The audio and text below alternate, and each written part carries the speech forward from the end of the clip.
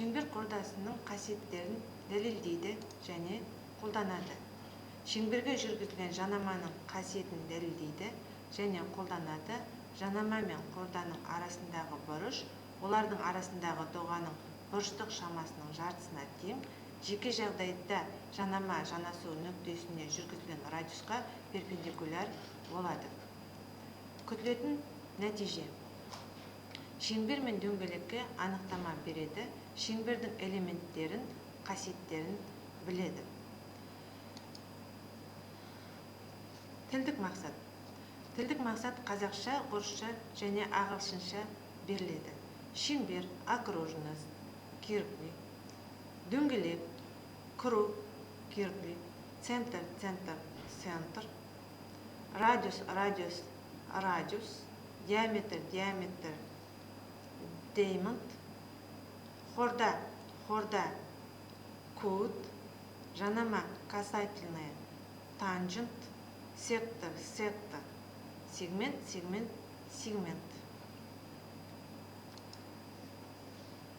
Оқушылар, бәріміз ортаға шығып дөңгеленіп тұрамыз.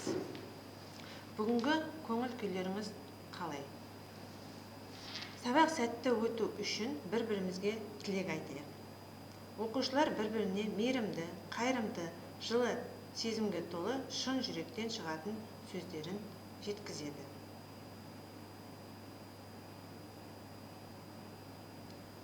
Олай болса, оқушылар, біз жаңа не жасап тұрдық? Шеңбер, дұрыс, шеңбер. Олай болса, балалар, біздің бүгінгі тақырыбымыз шеңбер мен дөңгелектің қасиеттері. Алдымен біз шеңбер туралы не білеміз, соны қайталайық. Сөйлемді жалғастыр. Мен қысқа жауабын оқимын, балдар сіздер, яғни толық жауап бересіздер. Шеңбер, геометриялық фигура. Нүктеден бірдей қашықтықта орналасқан нүктелердің жиыны геометриялық фигура. Дөңгелек, жазықтықтың бөлігі. Шеңбермен шектелген жазықтықтың бөлігі. Радиус, бұл кесінді. Центрді шеңбердің кез келген нүктесімен қосатын кесінді. Хорда, бұл кесінді. Шеңбердің екі нүктесін қосатын кесінді. Диаметр, бұл кесінді. Шеңбердің центрі арқылы өтетін кесінді ең үлкен хорда. Жарайсыңдар, балалар. Енді біз түзеу мен шеңбердің орналасуын қарастырайық.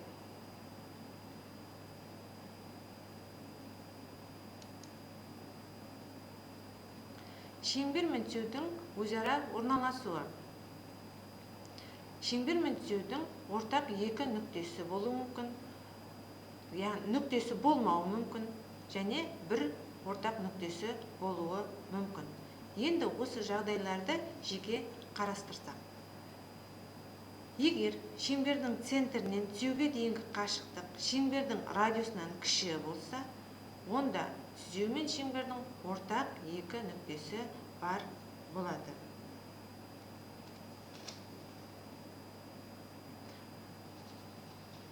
Бұл жағдайда түзеу шеңберге қатысты қиюшы деп аталады. OH шеңбер центрінен түзеуге дейінгі қашықтық. OA және OV радиус. Бұл жағдайда OH OA мен OV-дан кіші.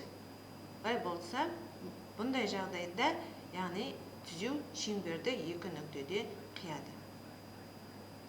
Екінші, егер шеңбердің центрінен түзеуге дейінгі қашықтық шеңбердің радиусынан үлкен болса, онда түзеу мен шеңбердің ортақ нүктелері жоқ.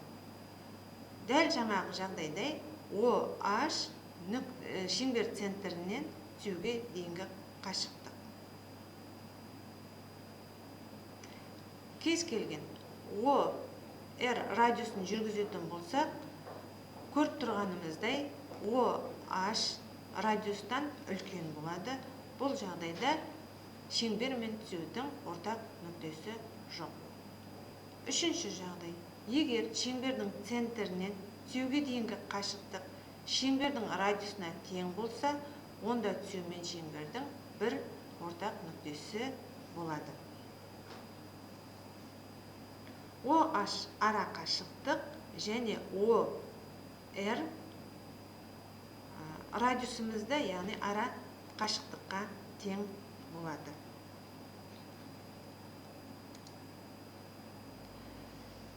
Шеңбермен тек бір ғана ортақ нүктесі бар түзеу, бұл бізде үшінші жағдайда кездесті. Шеңберге жанама деп аталады, ал ортақ нүкте ол жанасу нүктесі болып табылады. Суретте А, В жанама, В жанасу нүктесі. Жанама қасиеттері. Шеңберге жанама жанасу нүктесіне жүргізген радиусқа перпендикуляр болады. Центр О шеңберге А нүктесі арқылы өтіп, шеңбермен В және С нүктелерінде жанасатын екі жанама берілген. АВ және АС кесінділері А нүктесіне жүргізілген жанаманың кесінділері деп аталады. Одан мынандай қасиет. Бір нүктеден шеңберге жүргізген жанамалардың кесінділері тең және осы нүктемен шеңбер центрі арқылы өтетін түзеулермен тең бұрыштар жасайды. Бұл нүктеден жанаманың бірінші қасиеті бойынша АВ жанама, ОВ радиус. АВ-ға ОВ перпендикуляр. АВО және АСО үш бұрыштары тік бұрышты. Оларға ОА гипотенузасы ортақ және ОВ мен ОС радиус. Бұдан ВАО бұрышы тең САО бұрышына болады. Жанаманың қасиеттеріне кері теорема бұл жанаманың белгісі. Егер түзеу радиустың шеңбер бойында жататын ұшы арқылы өтсе, әрі сол радиусқа перпендикуляр болса, онда ол жанама болып табылады. ОА перпендикуляр АВ түзеу мен шеңбердің бір ортақ нүктесі бар. Бұл берілген түзеу шеңберге жанама екені белгілі.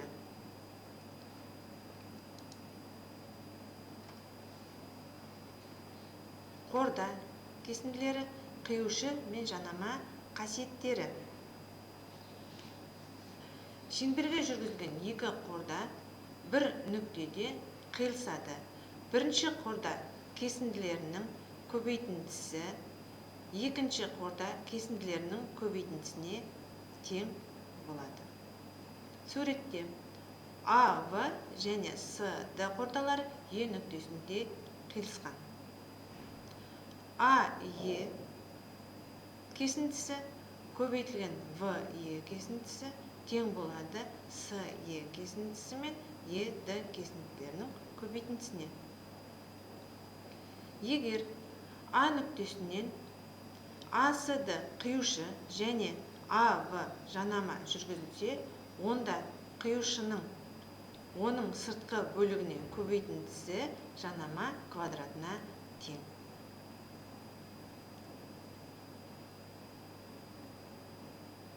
Шеңберден тыс жатқан А нүктесінен екі қиюшы жүргізейік.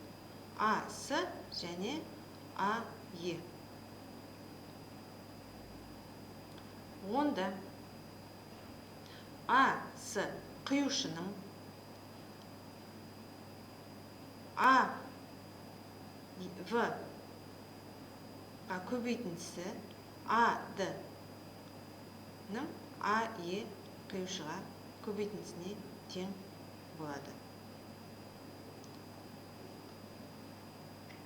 Шеңбер бойынан екі нүкте алсақ, олар шеңберді екі доғаға бөледі. Оларды ажырату үшін олардың әрқайсысына аралық М және N белгілеулерін енгіземіз. Оларды белгілейтін болсақ, ANV, AMV. Суретте көріп тұрғандарыңыздай,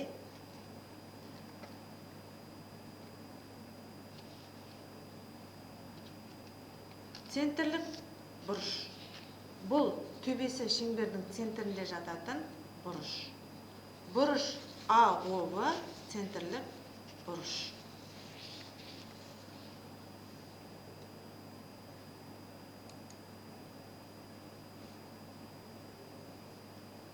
Центрлік бұрышқа сәйкес келетін шеңбердің доғасы. Бұрыштың ішінде орналасқан шеңбердің бөлігі, яғни доға АВ. Доғаның градустық өлшемі бұл центрлік бұрышқа сәйкес келетін градустық шама. АВ доғасы тең бұрыш АОВ. Егер АВ доғасы жарты шеңберден үлкен болса, онда оның градустық өлшемі АМВ тең 360 градустан кіші доғаның шамасын азайтқанға тең болады. Төбесі шеңбердің бойында жататын, ал қабырғалары шеңберді қиып өтетін бұрыш іштей сызылған бұрыш деп аталады.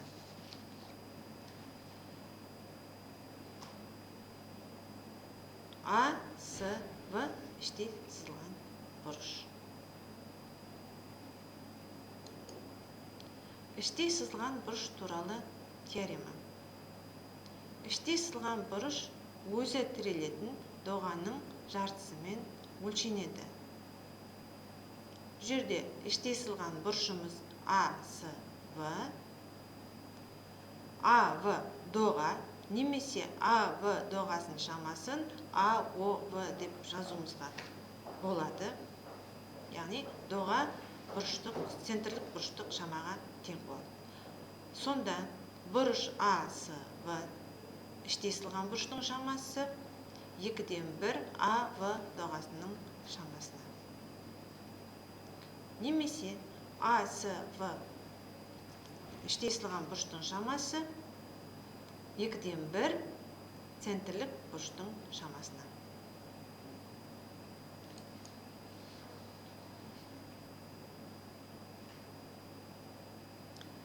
Осыдан шығатын негізгі салдар. Бір ғана доғаға тірелетін іштей сызылған бұрыштар тең болады. Екінші салдар, жарты шеңберге тірелетін іштей сызылған бұрыш тік бұрыш болады.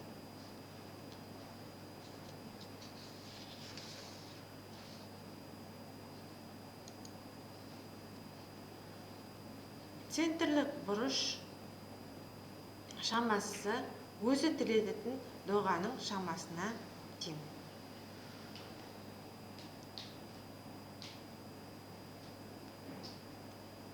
Бұрыш АОВ тең АМВ доғасының шамасына. Іштей сызылған бұрыш өзі тірелетін доғаның жартысына тең. Бұл жерде доғамыз АМС.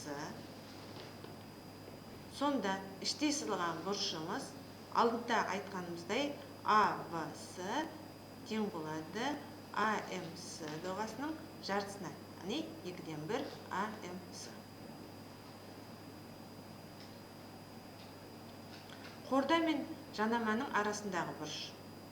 Оның ішкі бөлігіндегі доғаның жартысына тең. Яғни ішкі бөлігіде отырғанымыз ВМС. Бұл жерде АВ жанама, ВС қорда. Бұрыш АВС 2-ден 1 ВМС доғасына. Екі жанама арасындағы бұрыш. Доғалардың айырымдарының жартысына тең. Яғни доғалар деп отырғанымыз АМС доғасы және АНС доғасы. Сонда АВС бұрышы АМС бұрышы доғасынан АНС бұрышын азайтып, оның жартысын алғанымызға тең болады. Яғни жартысына тең. Екі қорда арасындағы бұрыш өздері тірелетін доғалардың қосындысының жартысына тең. Бұл жердегі қордаларымыз АВ және СД. Бұлардың арасындағы бұрышымыз АМС доғасы мен ДНВ доғаларының қосындысының жартысы.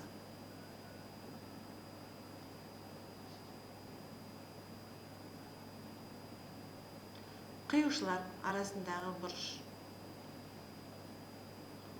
Олар керетін доғалардың айырымдарының жартысына тең. ВС қиюшы және ВА қиюшы. Бұлардың керетін доғалары кіші доға ЕНД және СМА. Сонда бұрыш АВС-ның шамасы АМС үлкен доға мен ЕНД кіші доғаның айырымының жартысына тең.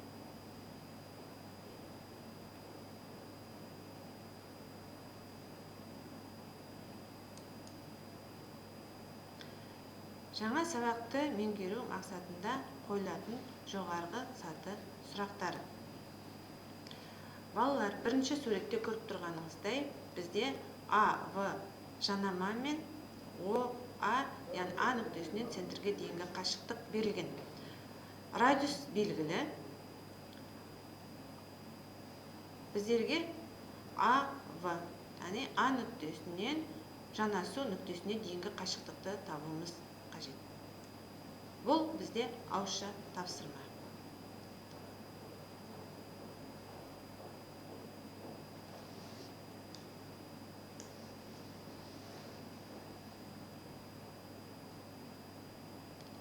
X түбір астында 11. Екінші сурет. Радиусты табуымыз қажет.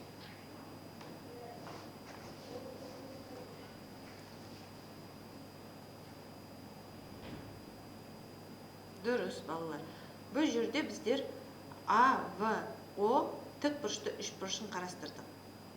30 градусқа қарсы жатқан катет гипотенузаның жартысына тең теоремасын қолданатын болса қасиетті АО бізде гипотенуза.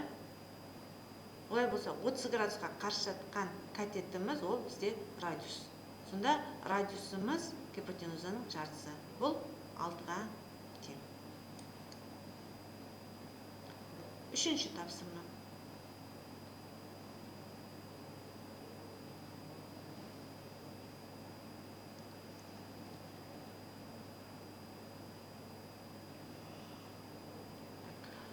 АОВ үш бұрышы берілген. АВ қордасының ұзындығын табуымыз керек. Центрлік бұрышымыз 60 градус. Центрлік бұрыш 60 градусқа тең болса, онда бізде АОВ үш бұрышы тең қабырғалы үш бұрыш. Олай болса, АВ қордасы 8-ге тең болады.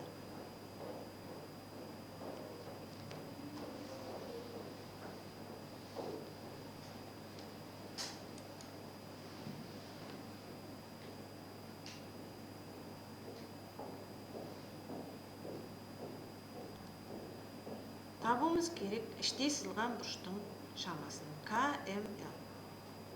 Бізге берілген КМ доғасының шамасы 143 градус. МЛ доғасының шамасы 77 градус.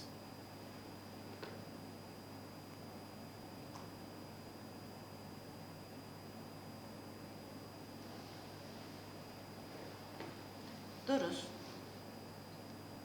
70 градусқа тең. 143-ке 77-ні қосып, 360-тан шегереміз. Шыққан нәтижені 2-ге бөлеміз.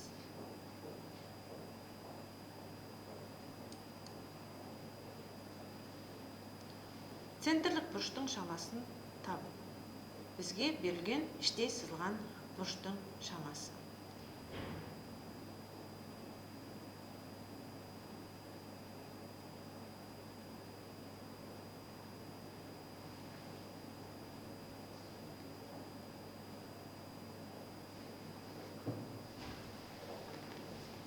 Центрлік бұрыштың шамасы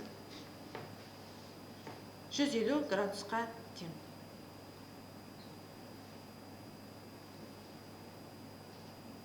Іштей сызылған бұрыштың шамасы центрлік бұрыштың жартысына тең. Олай болса, бізде іштей сызылған бұрыш белгілі, центрлік бұрышты табу үшін іштей сызылған бұрышты 2 еселеп табуға болады.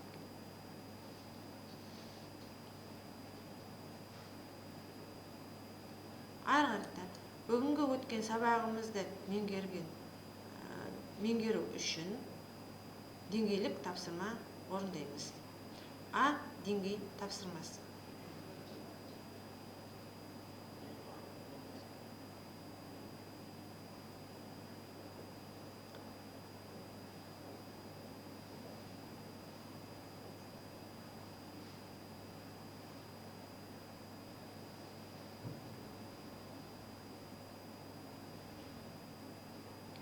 АВ жанама, АД қиюшы.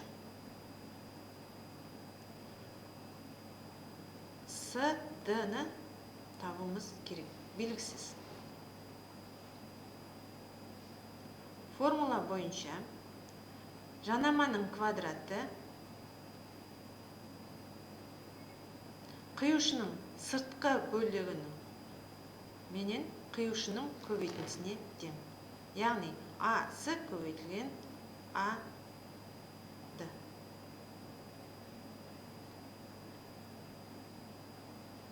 Бұдан бірден біз АД-ны тауып алуымызға болады. 36-ның 3-ге қатынасы. Сонда АД бізде 12-ге тең. СД-ны табу үшін АД-дан АС-ны мәнін шегереміз. Сонда СД бізде 9-ға тең болады. Екінші сурет.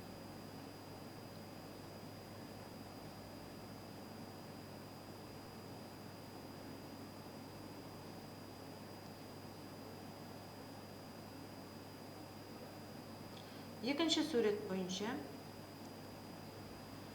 АЕ көбейтілген ВЕ тең болады СЕ көбейтілген ЕД.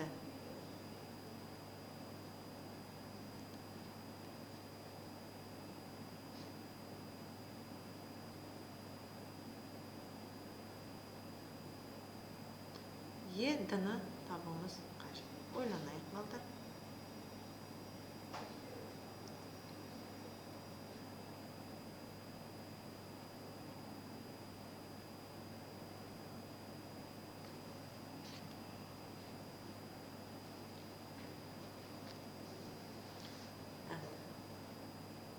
Шығарылуы 3-дің 4-ге көбейтіндісі тең болады 2-ның е д-ға көбейтіндісі. Бұдан е д 6-ға тең.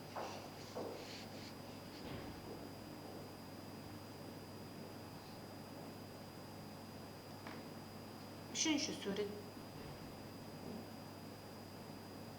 Екі қиюшы берілген. А, С қиюшысы және А, Е қиюшысы. Формуланы пайдаланатын болсақ, А, В көбейтілген А, С тең А, Д көбейтілген А, Е. Табуымыз керек А, В-ны. А, В-ны X деп белгілеп алатын болсақ, А, С бізде 4 қосылған X. А, Д 5-ке тең, А, Е 12-ге тең. Яғни А, Д мен Д, Е-нің қосындысы.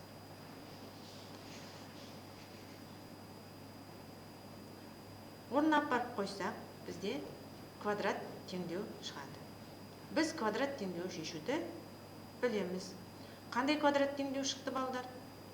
Яғни бұл жерде біздер геометрия мен математиканы байланыстырып тұрмыз.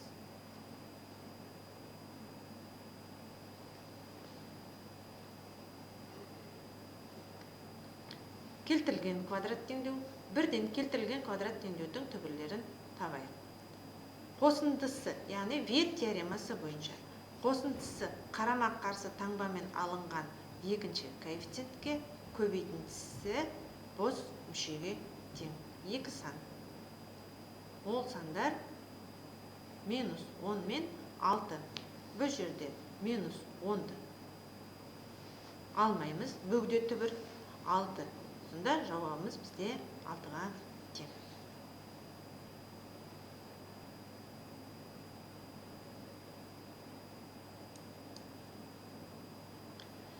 Келесі тапсырма В деңгейінің тапсырмасы. А, В және С-ді қордаларының қиылысу нүктесі Е. Е-ді тең болады 2А Е-ге, С-Е тең Д-Е -1. В-Е 10-ға тең. Табу керек С-дыны. Аллар дұрыстап ойланамыз. Бұл жерде бізде С-Е-нің мәні белгісіз, А-Е-нің мәні белгісіз және Е-дінің мәні белгісіз. Жалпы есептің сұрап тұрғаны бізден С-ды.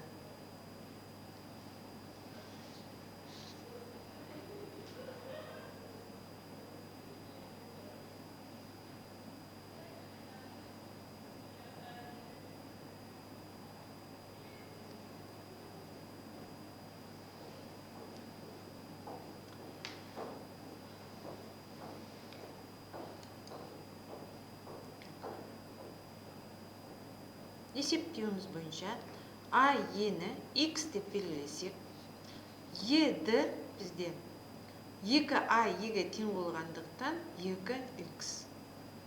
С-Е Д-Еден 1-ді азайтамыз. Яғни 2X минус 1-ге тең. Сонда бізде мынандай теңдеу шығады. 10 көбейтілген X тең болады 2X минус 1 көбейтілген 2X. Жақшаларды ашып,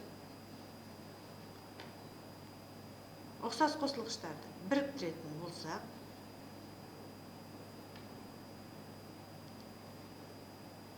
10X тең 4X квадрат минус 2X тең 4X квадрат минус 12X тең 0-ге деген теңдеу шығады. Бұл теңдеуді шешу үшін ортақ көбейткіш 4X-ті жақшаның сыртына шығарамыз. Ары қарата көбейткіштерді жеке-жеке 0-ге теңестіреміз. Сонда бізде 2 түбір шығады. X тең 0-ге және X тең 3-ге. 0 қабылданбайды. Сонда А-Е-нің мәні 3-ге тең. Д-Е 6-ға тең. Е-С 5-ке тең. Олай болса, С-ді 11-ге тең.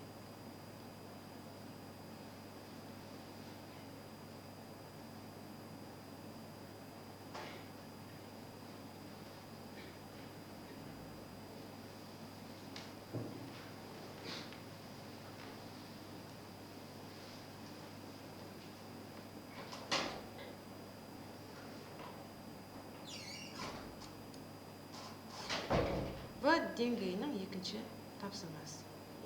Бір нүктеден шеңберге жанама мен қиюшы жүргізілген. Егер қиюшының ішкі кесіндісінің сыртқы кесіндіге қатынасы 3-тің 1-ге қатынасына тең, ал жанаманың ұзындығы 12 сантиметрге тең болса, онда қиюшының ұзындығын табыңдар. Табу керек А-сының ұзындығын. А-дының ұзындығын. А-в жанама, А-д қиюшы.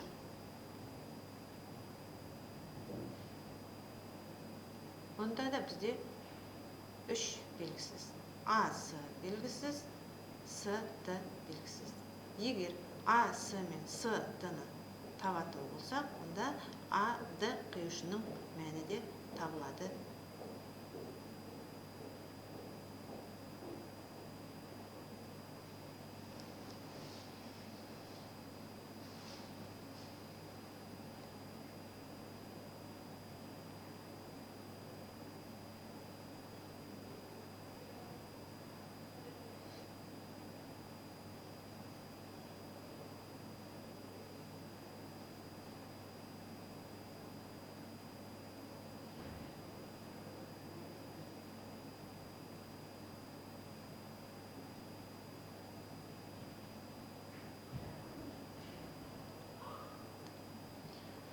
Жанаманың квадраты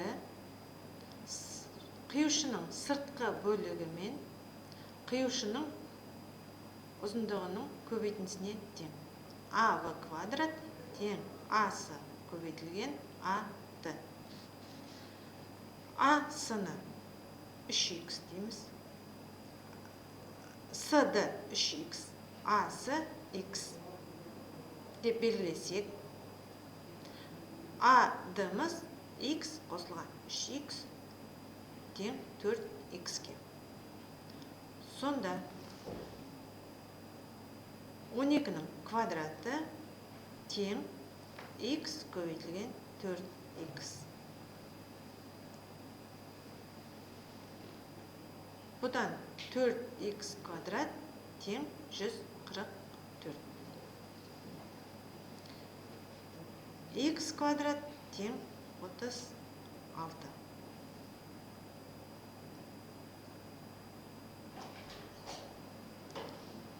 Х квадрат 36-ға тең болса, бізде х-тің 2 мәні табылады.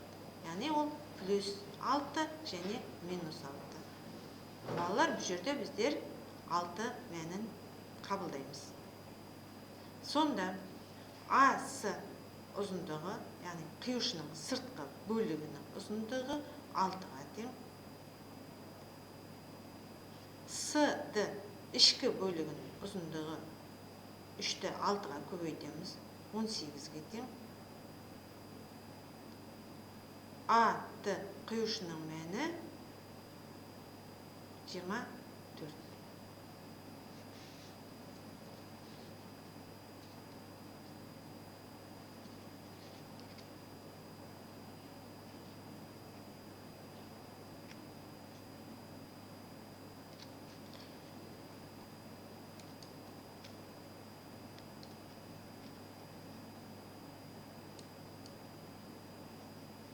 Келесі С деңгейінің есебі.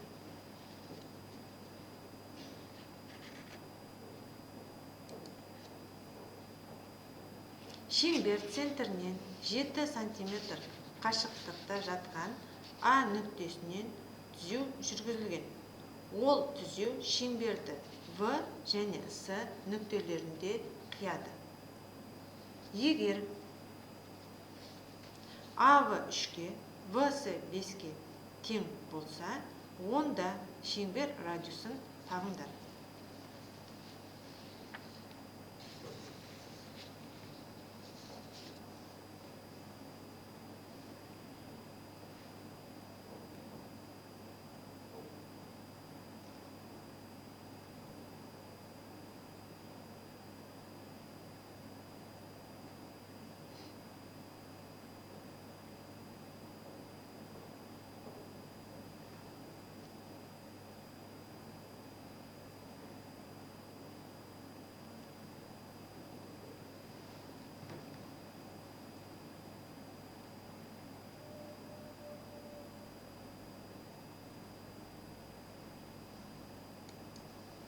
Осы есепке нұсқау.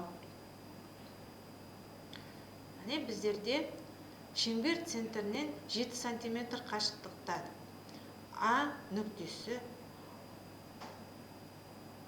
берілген. АО 7-ге тең. Бізде радиус белгісіз. Радиус белгісіз болғандықтан О центрінен қиюшы Е нүктесіне, яғни А нүктесінің диаметр арқылы өтетін қиюшысы О ені X деп белгілеп алатын болсақ, бізде DE диаметр, былай болса OD да X-ге тең. Енді AD-ның ұзындығы AO 7-ге тең болғандықтан 7-ге диаметрдің радиустың мәнін қосамыз. Ал AE-ның ұзындығы 7-ден радиустың мәнін азайтқан. 7 минус X-ге тең. AC 8-ге тең болады.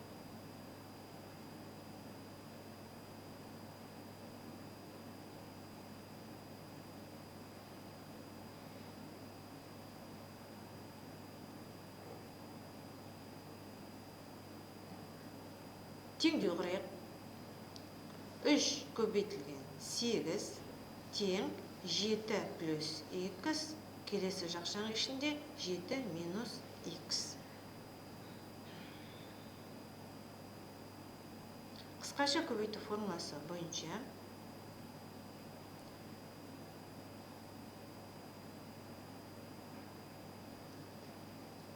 қырық тоғыз минус X квадрат тең 24-ге. Бұдан X квадрат тең 25-ге, X тең 5-ге. Бұлай болса, радиусымыз 5-ге тең болады.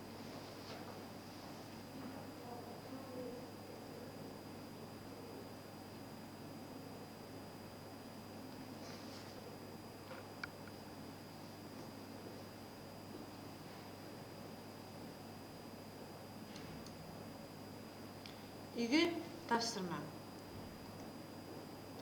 Шыныбеков оқулығынан параграф 8, 48-ші, 49-ші бет оқу,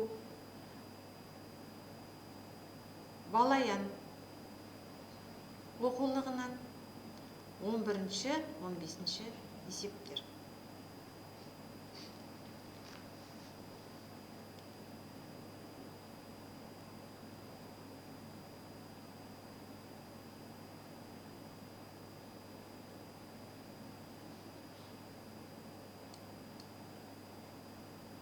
Сабақты қорытындылау. Сабақты қорытындылау үшін оқушылар сіздерге қандай сұрақтар. Бүгінгі сабақта жаңа не үйрендік?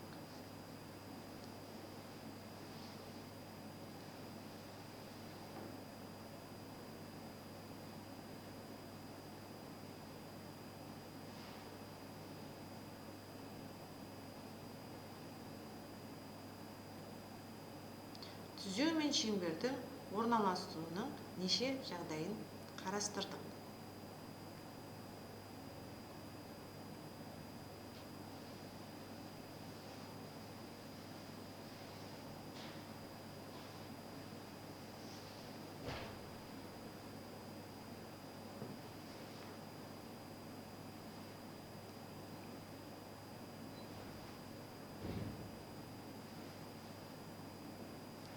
Жанама мен құюшының айырмашылығы.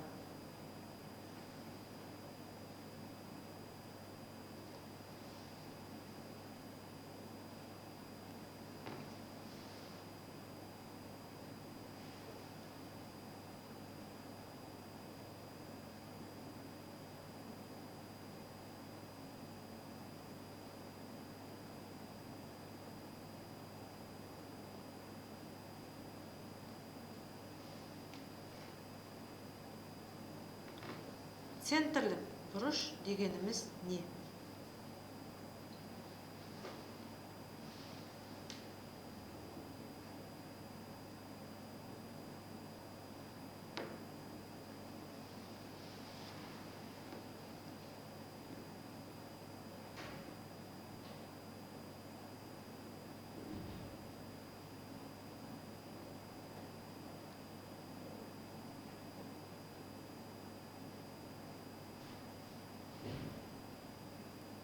Іштей сызылған бұрыш дегеніміз не?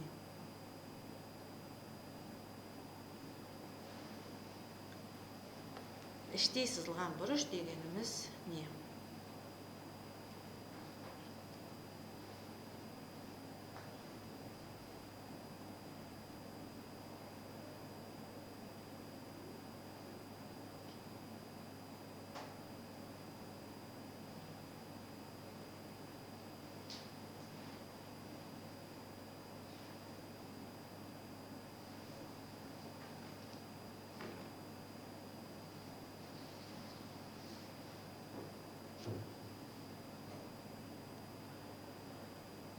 Сабақты қайталадық, өтілген тақырыптарымыздың барлығын. Енді оқушылар бүгінгі сабақта әркім өзіне, өз жұмыстарына бағалау жасасын. Яғни, бүгінгі сабақта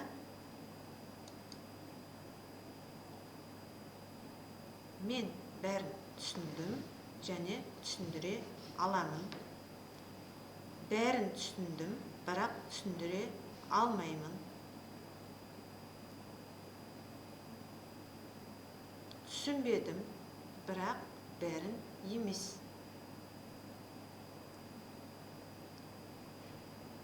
Ештеңе түсінбедім, бірақ талпындым.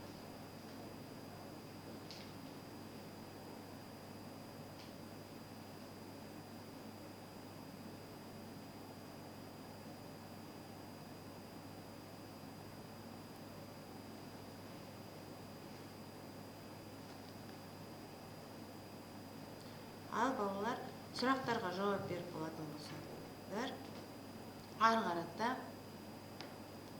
сабағымызды аяқтаймыз. Бұл жерде менің оқушыларымның ішінен бәрін түсіндім және түсіндіре аламын деген оқушым 70%, бәрін түсіндім, бірақ түсіндіре алмаймын оқушыларым 30% құрады. Бәрін түсіндім, бірақ түсіндіре алмаймын оқушылардың жауабы күрделі есептер келген жағдайда мен өзіме қиналып қалуым мүмкін. Яғни өзіме сенімсіздеумін деген болады. Пайдаланылған әдебиеттер: Атанасян геометрия 7-9 сынып, Балаян геометрия задачи на готовых чертежах для подготовки к ГИА и ЕГЭ для 7-9 классов. Ершов самостоятельные и контрольные работы по алгебре и геометрии для 8 класса. Шыныбеков геометрия 8 сынып. Интернет ресурстары. Назарларыңызға рахмет.